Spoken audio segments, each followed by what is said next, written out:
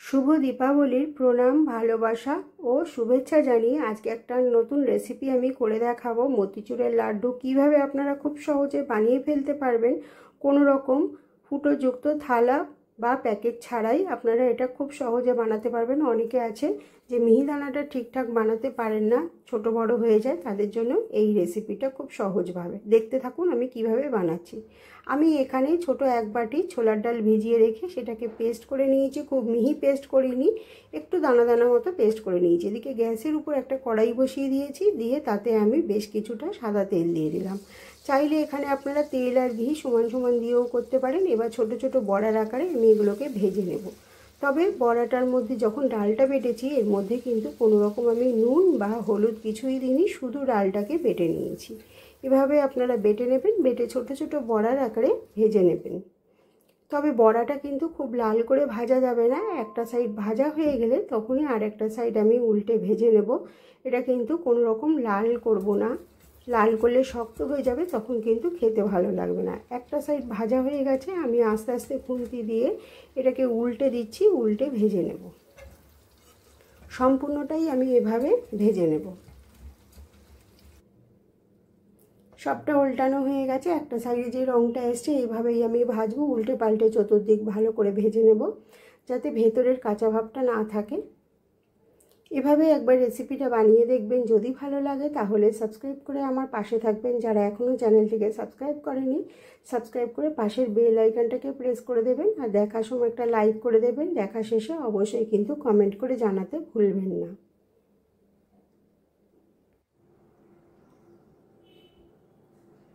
ভালোভাবে উল্টে আমি ভেজে নিচ্ছি, আবার আরেকটা সাইড আমি উল্টে দিচ্ছি।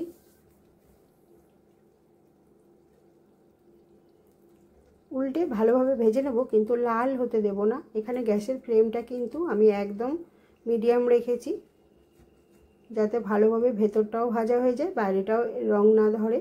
একটুখানি কালারটা চেঞ্জ হলে আমি এটাকে নামিয়ে নেব।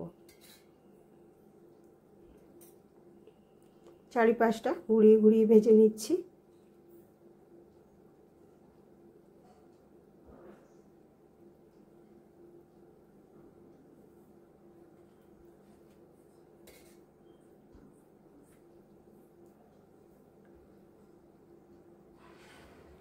এবার আমি এইগুলোকে তুলে নেব। মোটামুটি ভাজা হয়ে এসছে।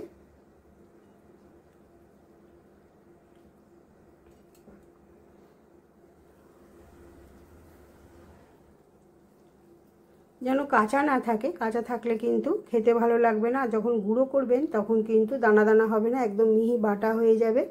আর যদি ভালোভাবে ভাজা হয়ে যায়, ভেতরটাও যদি ভালোভাবে ভাজা হয়, তাহলে যখন মিক্সিতে বাটা হবে তখন কিন্তু দানা দানা মতো থাকবে, খুব সুন্দর হবে। তখন যেমন মিহিদানা হয় একটা দানা দানা ভাব থাকে, সেই রকমই দানা দানা কিন্তু ভাবটা থাকবে। ভাজা মোটামুটি হয়ে গেছে, এবার এটাকে আমি তুলে নেব।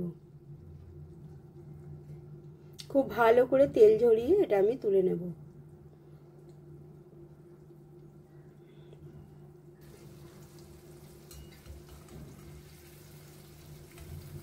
সম্পূর্ণটা তুলে নিচ্ছি।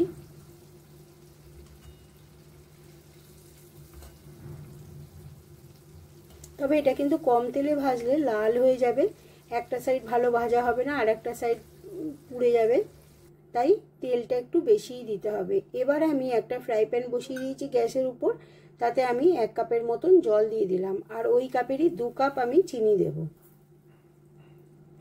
চিনি দিয়ে চিনিটা গলা পর্যন্ত আমি অপেক্ষা করব। চিনিটা গলে গেলে পরেই এটা তৈরি হয়ে যাবে শিরাটা। এখানে কিন্তু 1 তার বা 2 তারের কোনো রকম দরকার নেই। এখানে আমি একটু ইয়েলো ফুড কালার দিয়ে দিলাম। চাইলে এখানে আমি ইয়েলো দিয়েছি, আপনারা অরেঞ্জ ফুড কালারও দিতে পারেন। আমি এর মধ্যখানে বড় 1 চামচ ঘি দিয়ে দিলাম, ছোট 2 চামচের সমান 1 চামচ ঘি দিয়ে ভালোভাবে রসটার সাথে মিশিয়ে দিচ্ছি। রসটা কিন্তু কোনো রকম 1 তার বা 2 তার হওয়ার দরকার নেই, একটু চিটচিটে হলেই এটা তৈরি হয়ে যাবে। দেখুন এইরকম চিটচিটে হয়েছে, তাতেই বোঝা যাচ্ছে যে রসটা তৈরি হয়ে গেছে। এবার এই রসটার মধ্যে আমি যে ডালটাকে বেটে রেখেছি সেটা দিয়ে দেবো। দেখুন ডালটা ঠিক আমি এভাবে বেটে রেখেছি, একটু দানা দানা মতন আছে। এভাবে কিন্তু দেখতেও খুব ভালো লাগবে আর খেতেও খুব ভালো লাগবে। এইরকম দানা দানা রেখেই আমি এটাকে বেটে নিয়েছি। এটা কিন্তু সম্পূর্ণ জল ছাড়া বেটেছি, জল দিয়ে বাটা যাবে না, এটা আপনিই বাটা হয়ে যাবে। এবার এই রসটার মধ্যে দিয়ে ভালোভাবে মিশিয়ে দেব। খুব ভালো করে মিশিয়ে রসটাকে একদম আমি শুকিয়ে ফেলবো। এখানে কিন্তু গ্যাসের ফ্লেমটাকে একদম লোতে করে রেখেছি যাতে কোনোভাবে পুড়ে না যায়, তার জন্য এভাবে ভালোভাবে নাড়িয়ে নাড়িয়ে আমি এটাকে একদম রসটাকে মিশিয়ে দেব।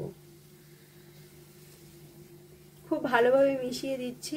এবার আমি এটাকে ঢাকা দিয়ে রাখবো 5 মিনিটের মতন। এখানে কিন্তু গ্যাসের ফ্লেমটাকে আমি অফ করে দিয়েছি।